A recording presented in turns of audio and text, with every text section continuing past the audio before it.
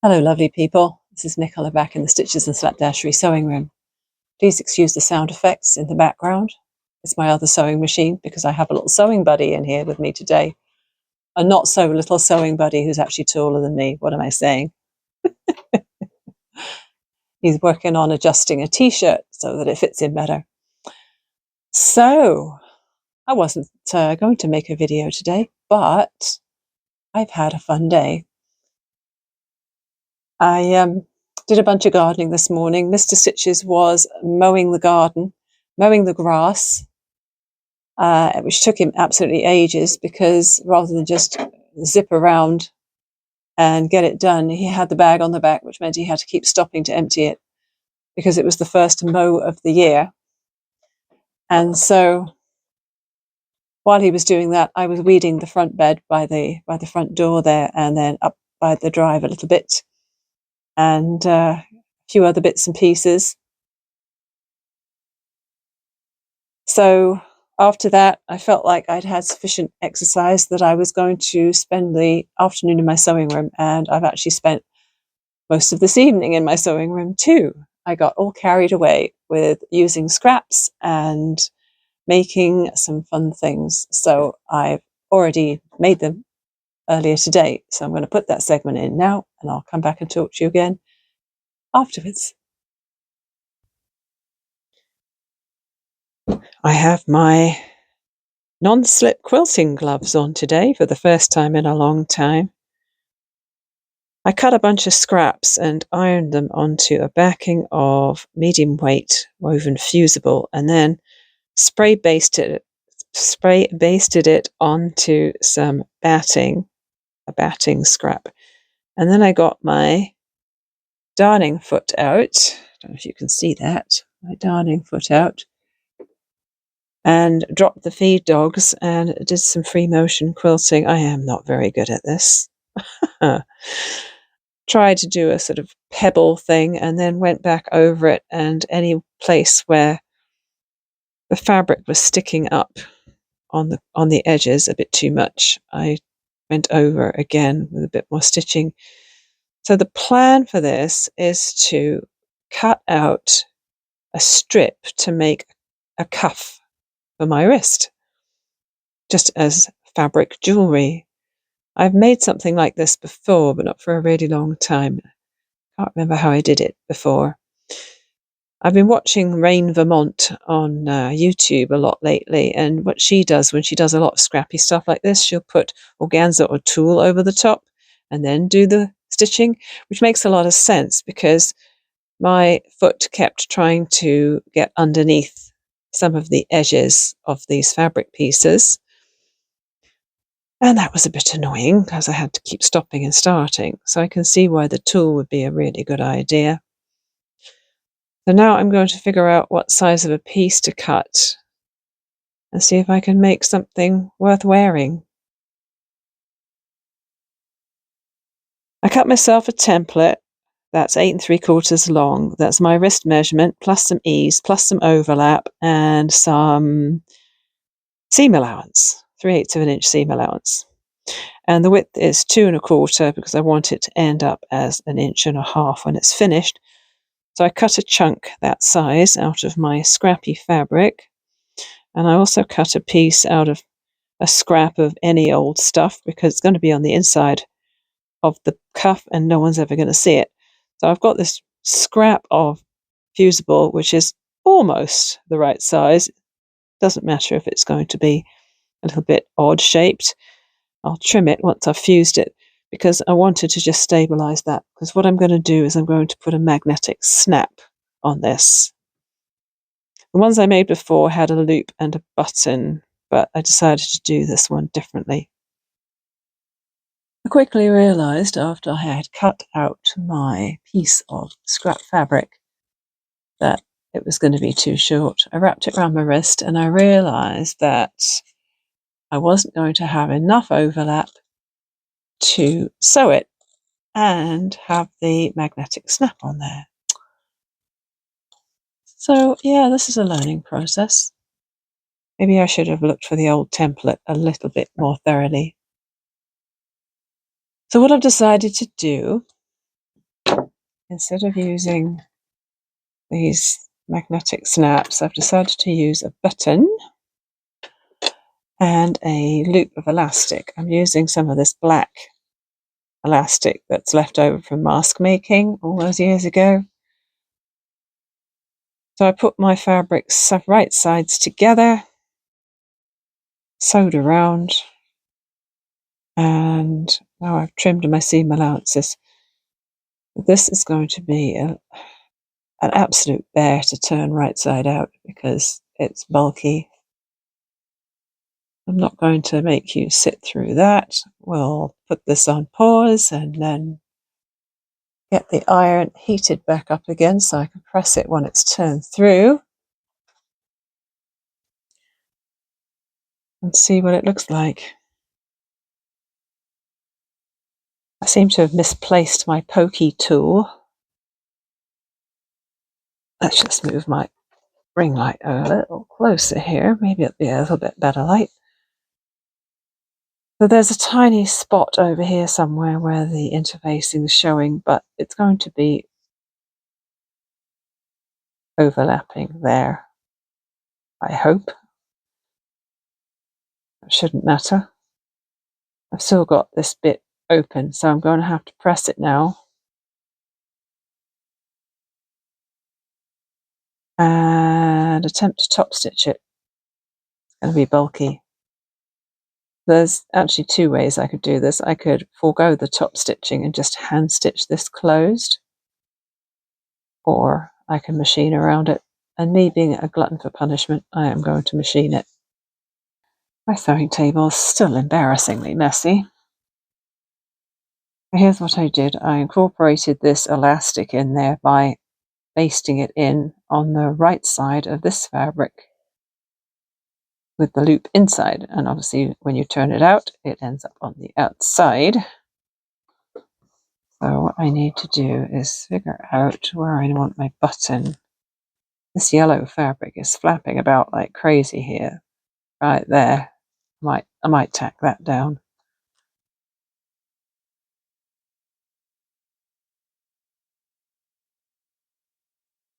I don't want it too tight. So you have to allow for some stretch on the elastic. I think probably about here, where this blue is, this blue fabric.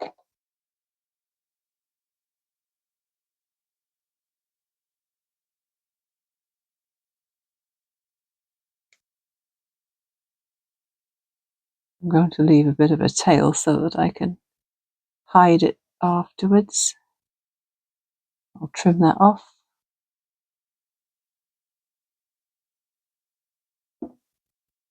And I'm not going to measure whether I'm in the center or not, because we are flying by the seat of our pants today.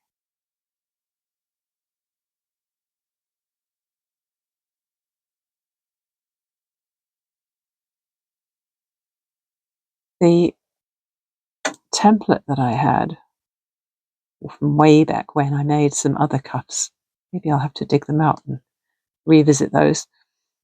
It was narrower at one end than the other, and it looked quite nice because you would overlap the narrower end over the wider end.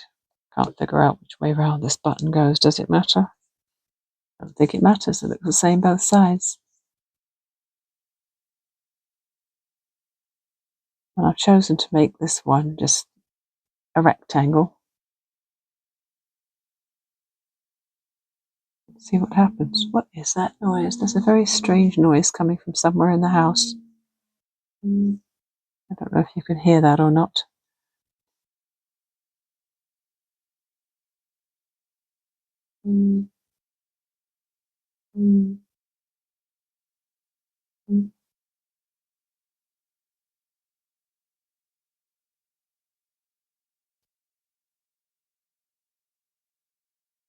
In a way, it'd be nice to have a thicker thread which shows up a bit more. I'm using this lovely pinky burgundy colour for all my stitching today.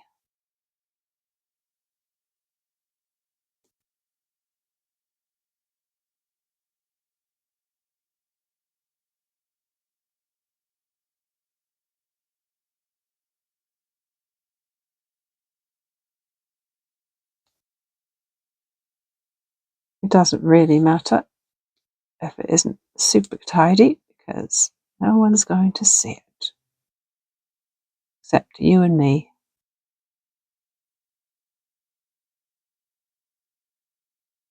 I wish I was better at free motion quilting. I've done quite a bit of it. I just feel like I'm not getting any better at it. And it's not something I really want to do a lot of anyway. I find it's very tense thing to do, because you end up keeping a lot of tension in your shoulders when you're doing it without really thinking.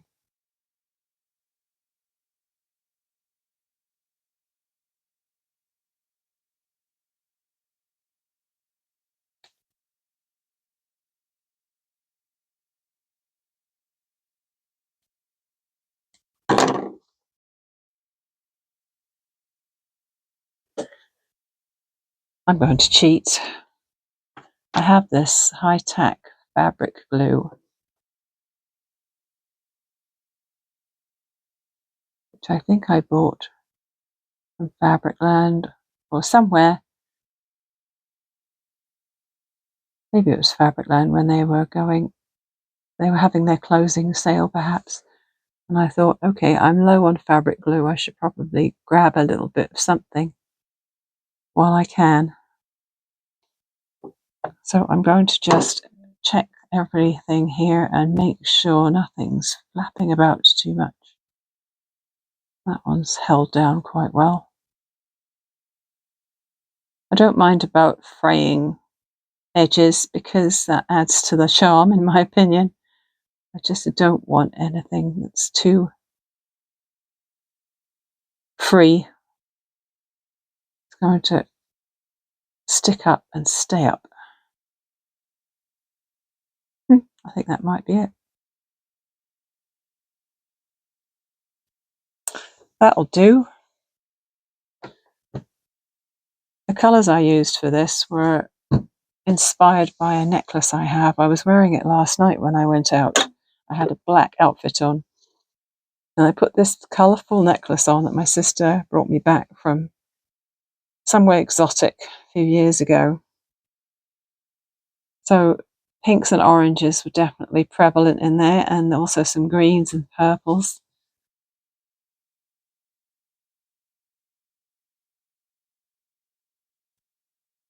Would have been nice to have had maybe some orange elastic, but I did not have orange elastic in the stash. This is my elastic stash. There's a couple of bits of white stuff in there, but in the thin stuff it's mostly black and white. There, very comfortable.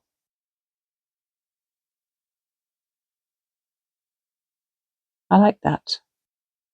I guess I could wear it the other way with the loop going that way with the button. It doesn't really matter, does it?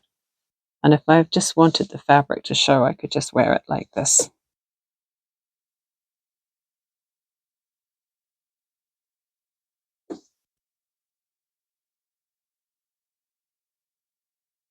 Yeah, I think what I might do then is I've still got quite a big chunk of the fabric left, so I am going to make another one. I like the width of this. I'm going to make another one that is longer, and hopefully I can make the magnet idea work out. I'm in the process of making my second one now, and I'm really keeping my fingers crossed. I suppose if it doesn't come out, I can always reuse the magnets, because I don't want to waste them. So what I did was I made this one 10 inches long instead of 8 3/4, although I think that might still be a hair too small. And then I inserted the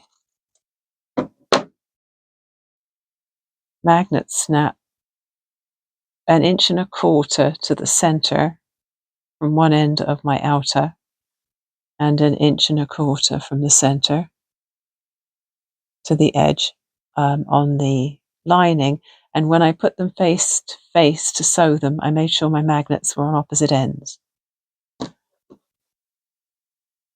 I would have gone closer to the ends if I could have done, but what you have to remember is that you need to get your sewing machine, press the foot past it.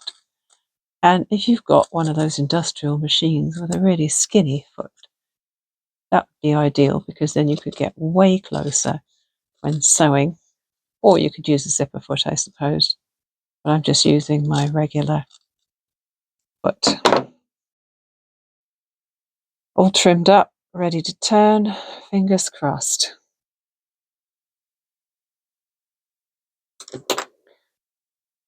I'm glad to say that it turned out fairly easily, even though it's got this extra metal stuff in it. And I used a darker lining on the back this time. One of the things I'm not sure I'm happy about on this one is peeking out of the white fabric that I used. Should have used something more colourful. So now I'm going to see whether I can sew around. Top stitching could be tricky, in which case I might only do the top stitching along the two straight edges.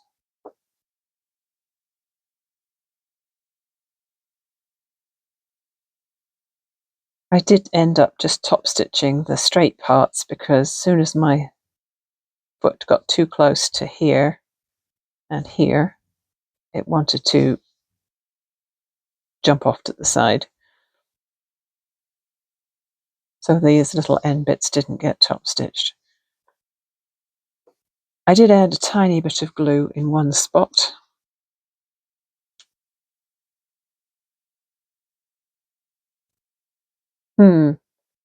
Because the magnet is a little far away from the end, it is looking like it's going to be a bit sticky uppy over here, which means it'll probably catch and pull off all the time. Let's see if it fits around my wrist. Oh, it does. It's pretty snug though.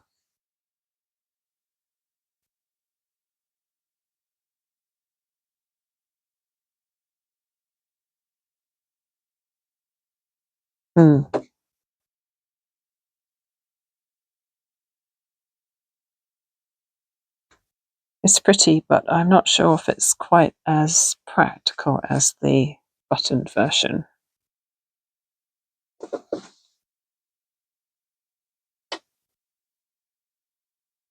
This is something I've been meaning to do. I'm pretty sure I may have tried this before, but it's been a long time. I've seen a few people make bags with patchwork fabric that was made up of small squares. And this is my collection of 2-inch squares cut from my scraps.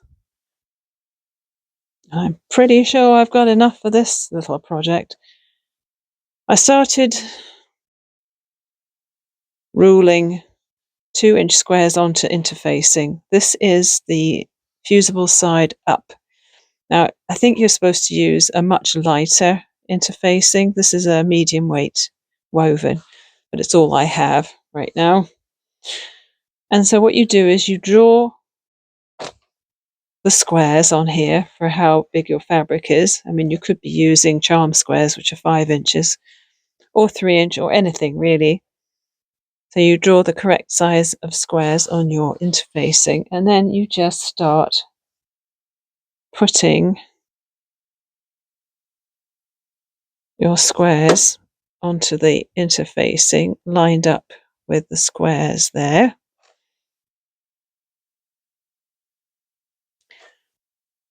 I'm going to just dot them about. Oh, I rather like these ones with this pink rainbowy stuff on, so I'm going to dot a few of those around. Yeah, I didn't really plan how big this was going to end up, and it's a square, which is rather a weird shape for making a bag. A rectangle would have been better, but I'm not going to worry too much about that right now. So the idea is, Oh, too many frayed edges. The idea is that you fill this up so that the interfacing is completely covered. And then you iron it. I think we're going to lean towards turquoises and blues in this, because why not?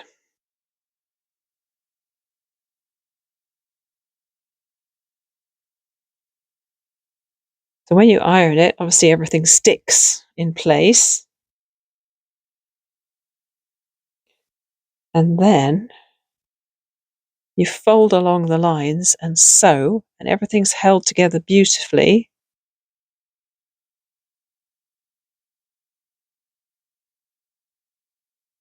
While you sew the seams. So you end up with a fabric that's already interfaced, and it just needs lining.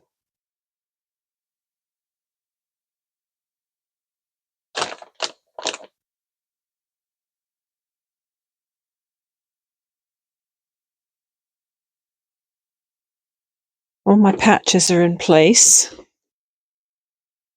just so that it wasn't too samey. I threw in a few of these pink squares because there was some pink in these ones, along with the blue-green. Because my phone is currently in use filming this, I can't do a black and white contrast check. But I am not overthinking this. It's just a scrap project. Now, the beauty of doing it this way is you're not faffing about sewing tiny 2-inch squares together. All you have to do is press them onto the interfacing. They're shifting. Ugh, that's not good.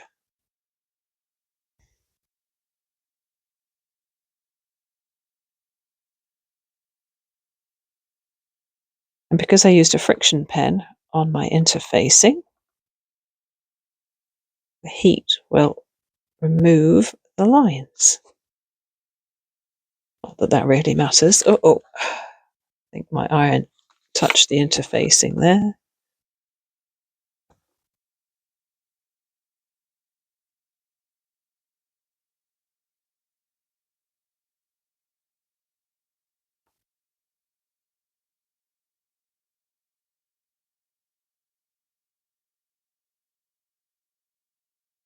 Now, really, there should not be any interfacing sticking out.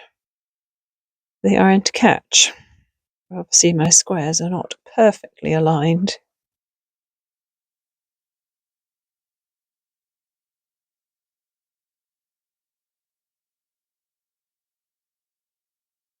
You wouldn't know there's water in my iron, would you? There's actually water in this iron, and it's on its maximum heat. In theory, it should be steaming right now.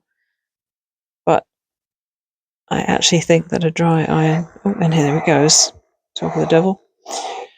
I think that a dry iron is supposed to work better for these interfacings sometimes. Let's see. Is it stuck? They are stuck. Let's turn that back down. Let's see if I can get this to work. So in theory, I can just flip that first row over and then sew it with a 1/4 inch seam.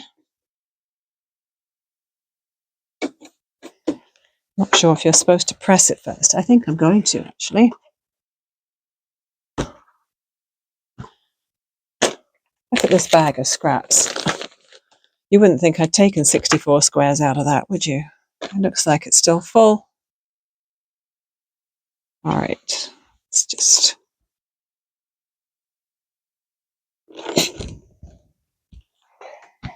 Okay, I think that's probably a way to get it to behave itself. Oh, and you know what else I could do with? Oh, more squares. I am going to use one of these as a thread bunny.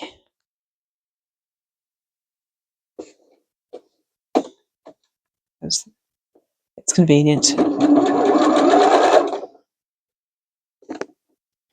I'm not using a quarter inch foot here, so I'm going to be eyeballing this. Okay, there's my quarter inch. I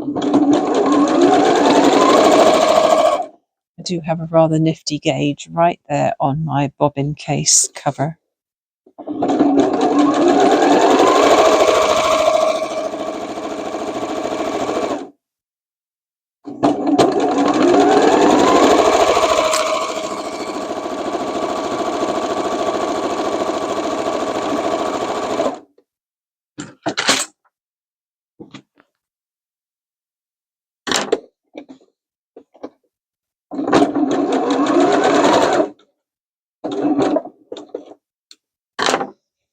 So I'm going to continue doing all my vertical seams, and then I'll do my horizontals. I've done all my vertical seams, so now I'm going to press this as flat as possible with a lot of steam.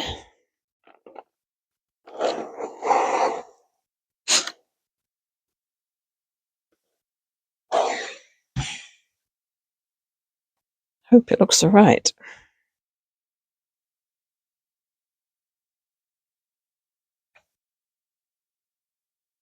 Nope.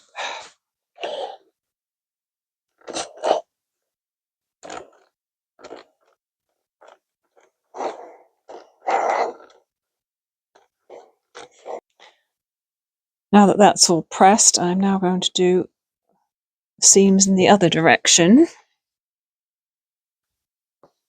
Let's flip that over. Now this is going to be a little trickier, isn't it? Because there's going to be some bulk from all those seam allowances from going in the other direction.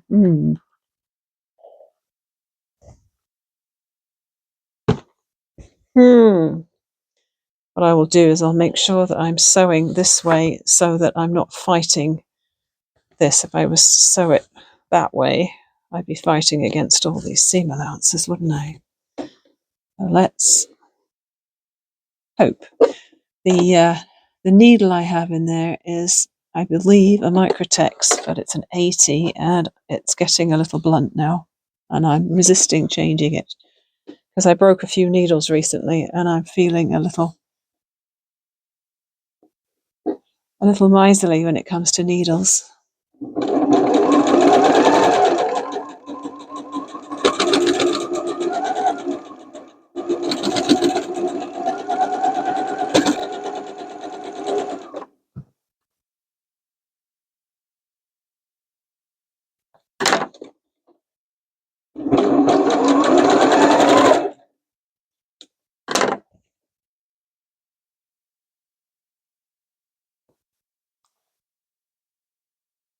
Yeah, it's going to be quite bulky there on those corners. Anywho, I shall persevere. And there's the finished fabric, steamed as much as I could possibly steam it. I didn't put all my seam allowances facing the same way. It was easier just to press them out, out, out. And now I have some new fabric to play with from all my 2-inch scraps. The small squares now measure 1.5 inches. So I could make a bag out of that. It would be a little bit long and narrow if I did. Or I could make another piece similar, which I think I prefer the idea of. Make another piece the same as this one, and then make a bag, maybe a tote this size. Yes, definitely. I'm going to take a break right now and go and hydrate. Before I do go and hydrate, Did you notice the deliberate mistake here? Do you notice there's a white square here? Do you know why it's white? It's because the damn cotton came off while I was sewing everything together. Or while I was pressing, maybe it lifted. So all I have on this corner is interfacing. What the heck, Nicola? So that means... Oh, you know what? I can rescue it. It's okay. I can rescue it because I can box the bottom of the tote bag and I can cut that piece out. Phew! Problem solved.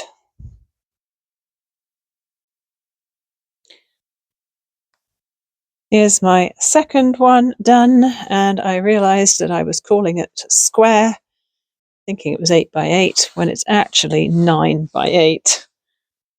I managed to get 9 of my lines out of the width of the interfacing, and I had decided to do 8 the other way. So that's actually, 72 squares. So there's my first one. There's my second one.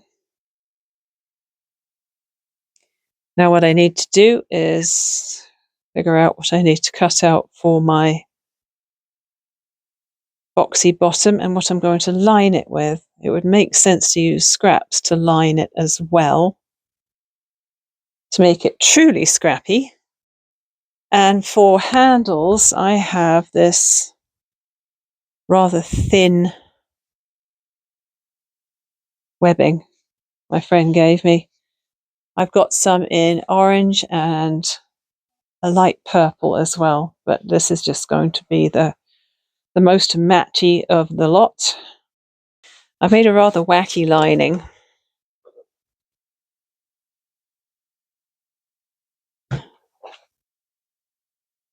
I've used 6-inch squares and a strip that I happen to have in the scrap bag.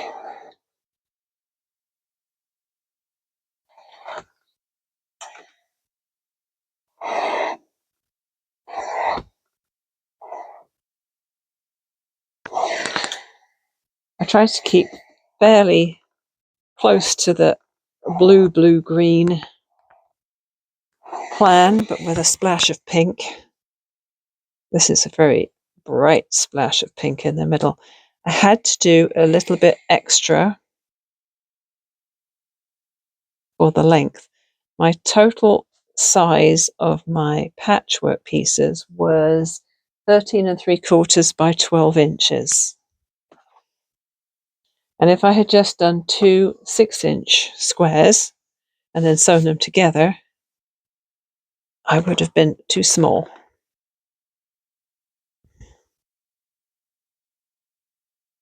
So I've done 3 6-inch squares across the top, across the bottom, and then this, I think that was probably a 2.5-inch strip.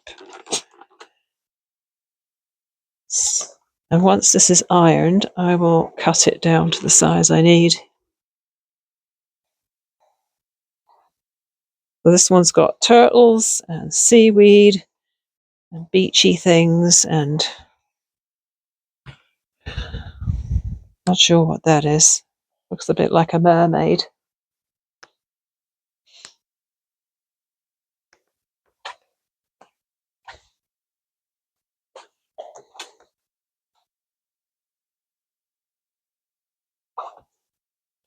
This one's got camper vans on it.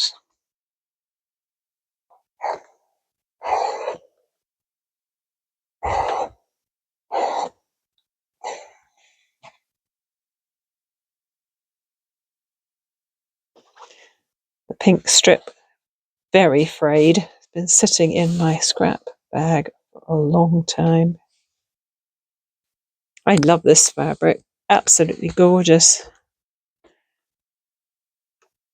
With the flowers on it.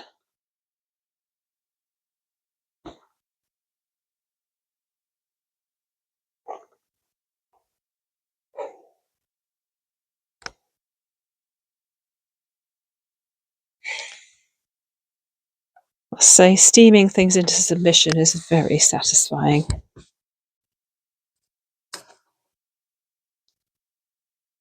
The bag is done. It's a good thing that this is going to be submitted to the dodgy bag make-along because it's a little dodgy.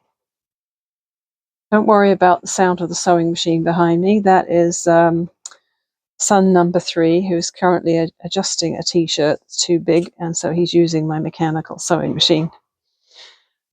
So I think it looks kind of pretty. The seam allowances on the outside part are pretty skinny, but I think it'll be okay because it has interfacing. The webbing comes out at a little bit of an odd angle on one of these joins. But oh well. I've said that a lot today. Boxy bottom. See, lost a little bit of the corner squares there. That's all right. And then the inside. No pockets. I thought it was already busy enough. So there's our finished lining, and I didn't do a magnetic snap or anything. So it's just a really basic tote.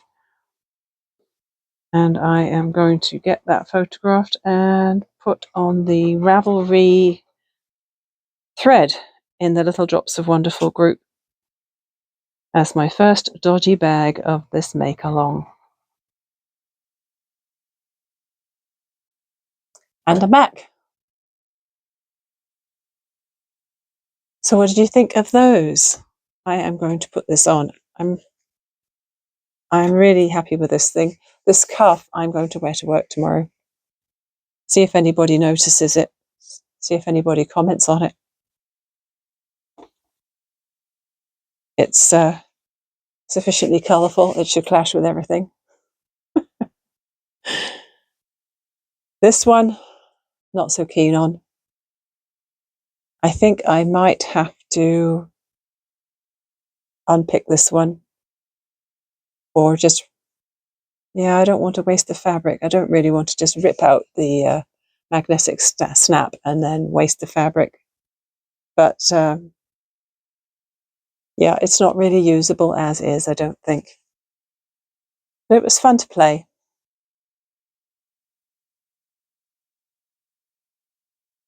As for the bag, very happy with that. It's fun, it's colourful, it's done. That's the most important thing. Not that I need another tote bag, so it might end up being given to somebody else. It would make a great gift bag. If I was giving someone a gift, I could put it inside that and it could be part of the gift. So that's it for today. I did promise myself I'd be doing some yoga later, so I should probably get upstairs and do that before it gets too late. And I will see you again next time. Thanks so much for watching. Bye for now.